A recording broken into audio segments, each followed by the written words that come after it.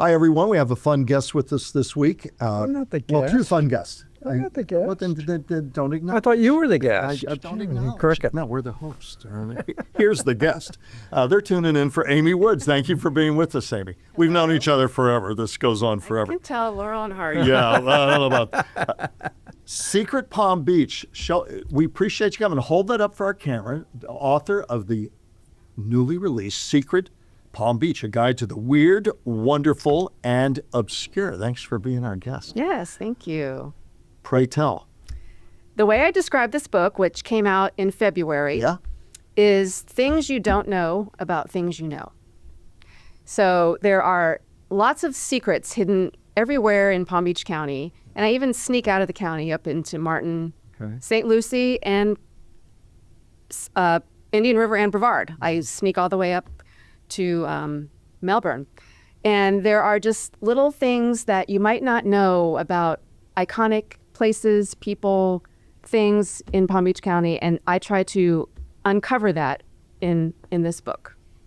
Give us some examples. One of the best examples that's 50% of the people know it, 50% don't. And you guys are men, so you probably are in the 50% who don't. But do you know, obviously we know Lily Pulitzer and her couture line. Do you know how that got started? A lot of people don't. It was sort of like a light bulb moment. And it actually is on their website. If you I admit I do not. So do you know, Brian? I do not. Okay. I'm admitting for him too. So Lily Pulitzer was a ne'er-do-well. You know, she was married into money, and she had time on her hands. So she was helping her father-in-law sell orange juice from his orange groves that he owned. So she was on Worth Avenue selling orange juice and citrus. And she kept getting her very nice couture, because she was wealthy, stained with orange juice and grapefruit juice. So she asked her seamstress, because she had a seamstress, to come up with a dress that would have a pattern that would camouflage the splatters of all of the juices.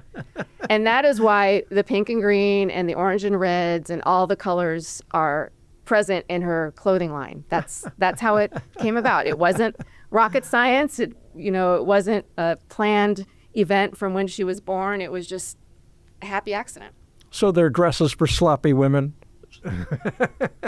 Yes, but it's... Be careful how you say that. Yes. Someone barefoot squeezing oranges, yes. I didn't realize that for years, anchoring PTV. My lovely, wonderful co-anchor, Kelly Dunn, I would always get dinner all over me. I could have used that exact thing to cover up the food. A lot of them. It's interesting. And then she was wearing these dresses, and the women who were coming up to her on Worth Avenue buying orange juice commented on the dresses. Then she started selling them along with the orange juice. And as I put in the book, the dresses started outselling the drinks. And what year was this? In the 50s. It's just amazing to me. You call it a romp through America's first resort. You just gave us a great example of that. And talk about some of those details. You were talking about mansions. We forget how things get their names and all of that. What were some of the other intriguing parts of your research that come to fore in your book? Stories like that. I love stories like that. Mansions, we're talking about rich people again, Palm Beach. No offense. So a lot of homes had names. You named your house like you named your boat, like you named your children.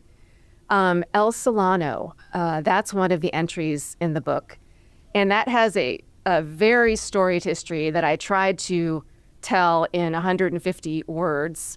But that home was owned at one point by John Lennon and Yoko Ono. And they bought it in January of 1980. This is one of the handful of things that I did not know. I knew a lot of what I wrote about, but this I didn't know, that John Lennon and Yoko Ono owned a piece of property on South Ocean Boulevard. Sadly, they never got to live in it, because in December of 1980, he was assassinated, which is sort of a bittersweet tale. But that was named for the region in the Bay Area of California where Addison Meisner grew up. That's how it got its name. Wow.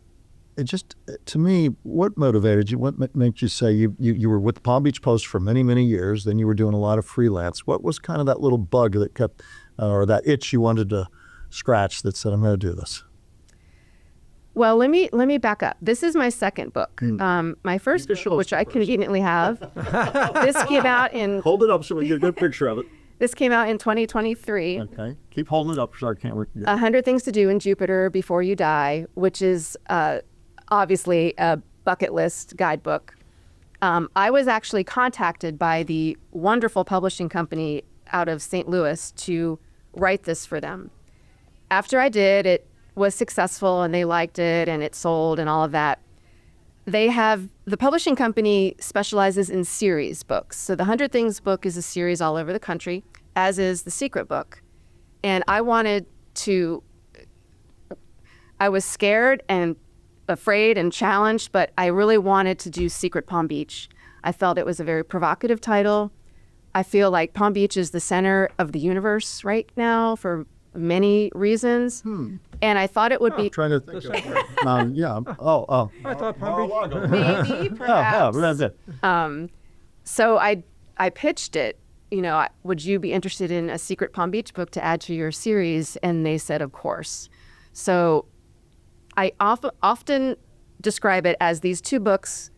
While they kind of landed in my lap, I feel that it was meant to be. All of my years as the notables editor at the Palm Beach Post, which got me entree into Mar-a-Lago and the Breakers and all of these society functions. And then after I wasn't at the Palm Beach Post, I started freelancing for local magazines and local newspapers and just had like I said earlier, your hand is still in the pot. I still sort of had my hands in the pot of Palm Beach County and the fabric of the community. And I just feel so lucky and honored that I got to write what I know. That's what the first rule of journalism is, write what you know, and that's what I did. What surprised you most as you were looking behind the scenes in Palm Beach? What surprised me? What surprised me? The Al Capone story I like to tell, which I also told in the 100 Things to Do in Jupiter Before You Die book. Al Capone, while sources say he never was physically in Palm Beach County, he owned a home on what used to be called Italian Farms Road, tomato fields, and now it's Jupiter Farms Road. And it's part of the Burt Reynolds Ranch. Burt Reynolds later purchased that home.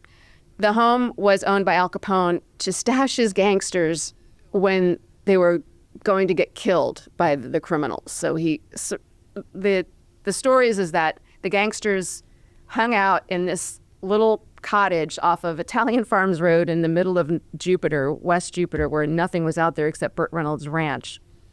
And not a lot of people know it. And if you look, you can find a photo of Burt Reynolds after he had purchased the home in there.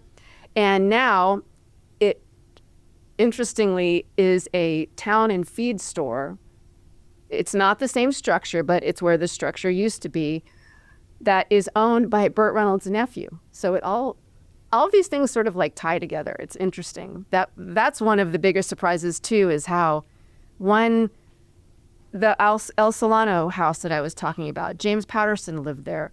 Larry Flint rented a room there. I sort of gently described how that happened. So everything sort of overlaps. It's funny how it, one thing leads to another. So Burt Reynolds is interesting because at the height of his fame, he always remained loyal to Palm Beach County, especially Jupiter.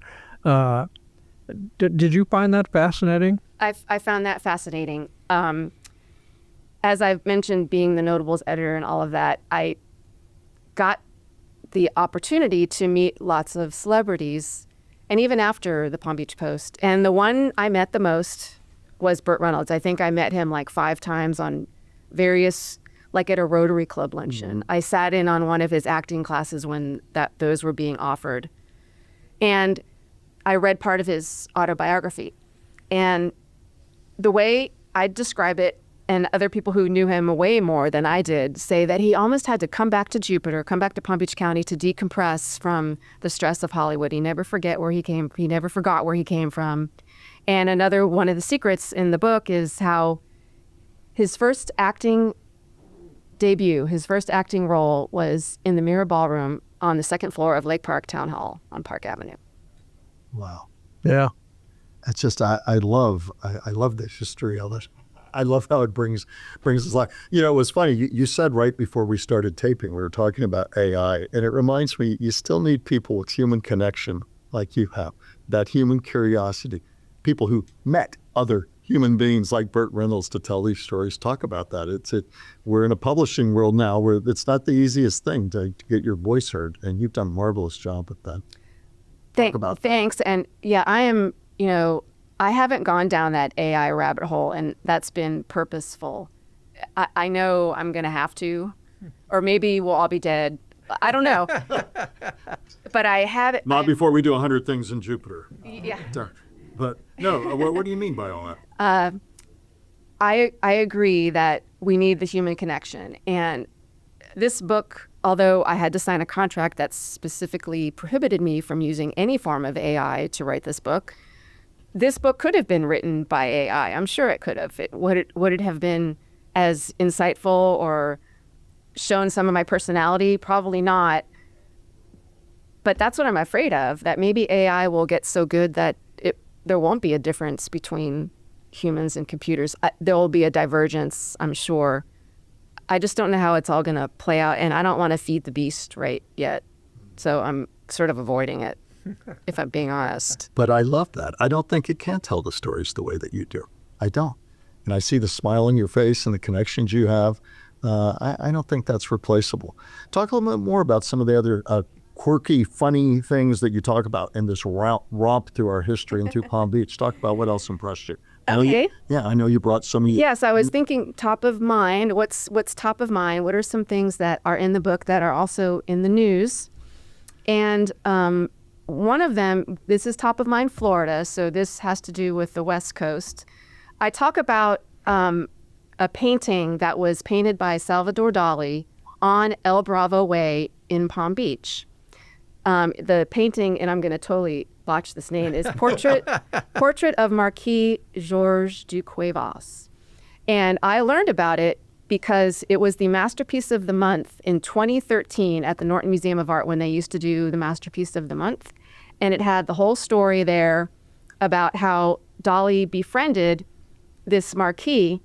They fled France together during World War II when the Germans invaded, and the Marquis invited Dali and his wife to stay at this house on El Bravo Way for extended periods of time. So that sort of was his first real lengthy stay in America.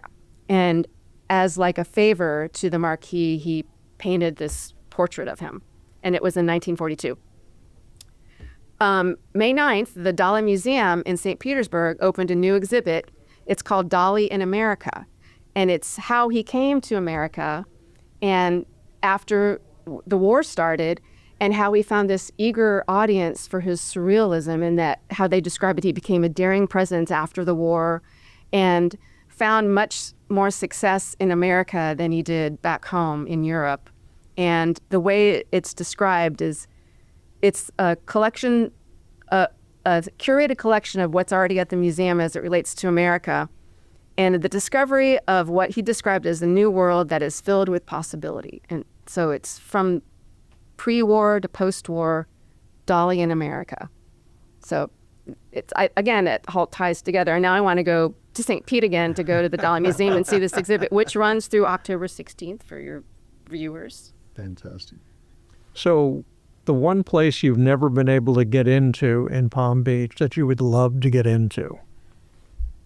Oh. Yes, the yacht club on Flagler, which is a little tiny room. I don't even know how many dinner tables it has, but I've known people who've had art exhibits there. A friend of mine just wrote a book about the history of the yacht club, waiting for an invite from him. I don't know. But I've been to Mar-a-Lago. I've been to the Colony. I've been to the Breakers. I've been to lots of private houses that I probably shouldn't have gotten entree to. But I want to go to the yacht club. I want to go have dinner there, and I'm not a member. So I don't write about that in the book, actually. I don't know of any secrets about that. Also, I didn't want to step on the toes of my author friend. What other oh wow moments were for you writing this? Lion Country Safari, which also is in the news, that just got purchased by a billionaire. I don't know what's going to happen. It seems like nothing's happening right now. So far. But so far. could be condos. I hope not. Oh, gosh. Well, isn't the person who bought it, what's his name? Larry Ellison? Yeah, I think Isn't he wildlife-minded, we would think? We hope so. Otherwise, I hope so. Why would you invest in... I can remember when Lion Country Safari actually was in the middle of nowhere. Yes, So, but just one of the secrets is that, it's the largest outdoor theme safari park of its kind, like in the world. And it has the largest herd of zebras in the United States, which I thought was just random fact. But the handful of times I've gone to Lion Country Safari, that's what hits you the most. And it's towards the end of the drive. All of these zebras start coming toward you, and then they go on either side of your car. And it's like you're in the middle of a zebra rainstorm. It's really weird. And they keep breeding. Other secrets? Other secrets. The JFK bunker. Peanut Island. On Peanut Island. I actually... In Palm Beach County, for those of you watching and listening who are not from Palm Beach County or live here. Yes, there is a secret bunker underground on Peanut Island that has been closed since like 2017, sadly. And it's where the president who had his winter White House on Palm Beach would have been taken had there been a nuclear crisis from Cuba. For a while, you could take tours of it, and then that closed down.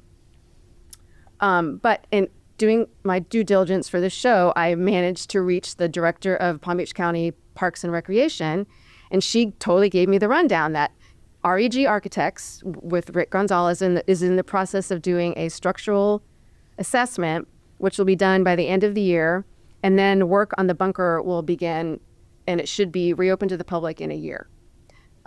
So not a lot of people know that I wasn't privy to that information when I wrote the book, but the bunker is still there. It's structurally intact. There's some air quality issues, but soon, within the next couple of years, you'll be able to take your grandchild There you go. on a boat, a ferry to the bunker, and see what a nuclear fallout shelter looked like back in 1960. Wow, back to the Cold War. I remember when I first came up here from Miami, it was still open at that time, and it was really neat. So I'm one who, I love history, and I will definitely look Did for... you do the tour? One of I our never have. reporters did. I did not. But this was early on before they'd shut it down, so stuff like that would be very neat to me. What else about the Kennedy? Anything else about the Kennedy family make it into your book?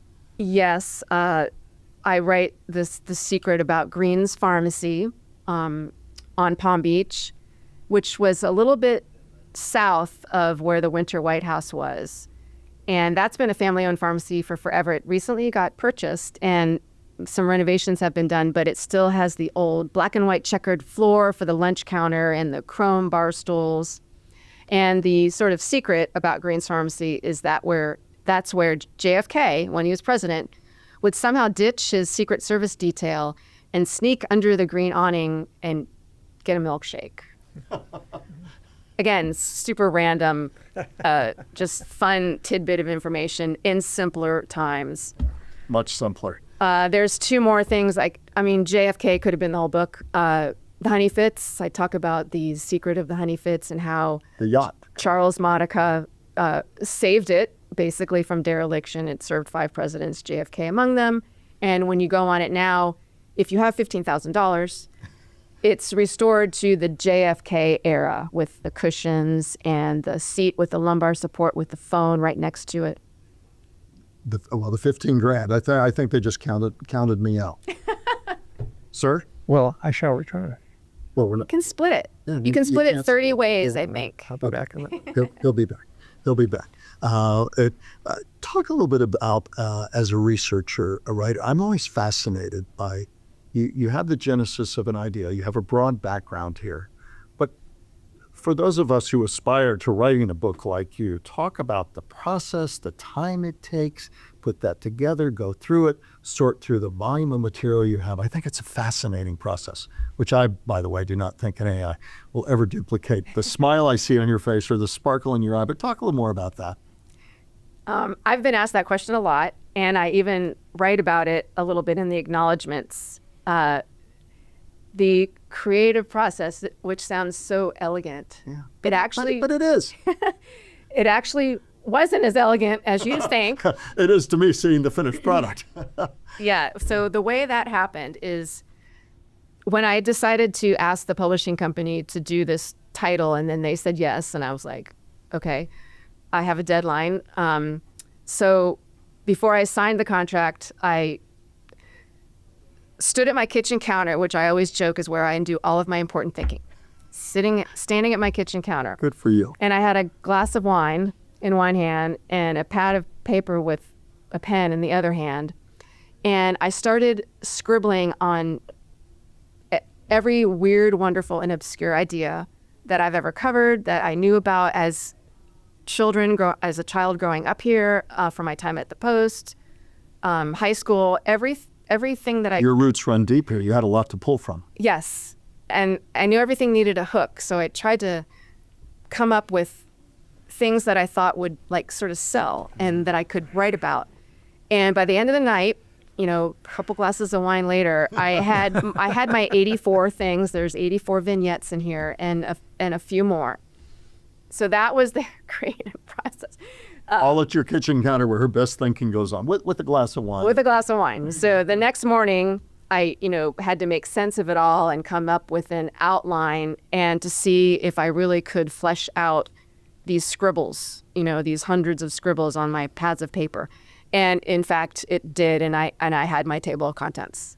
So how long from the first idea to the book being published at your big event in February?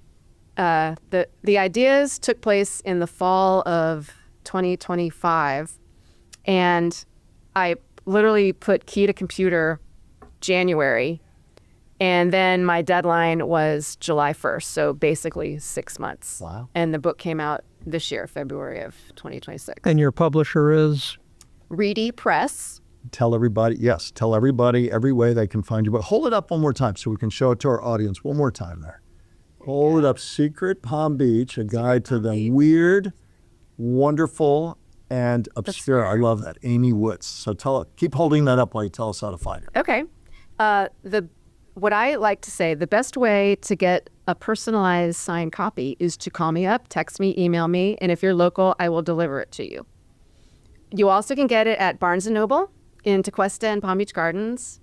You can get it at very many gift shops, including the Norton Museum of Art, the Loggerhead Marine Life Center, other stores like Tide and Table, which you probably don't know about being men.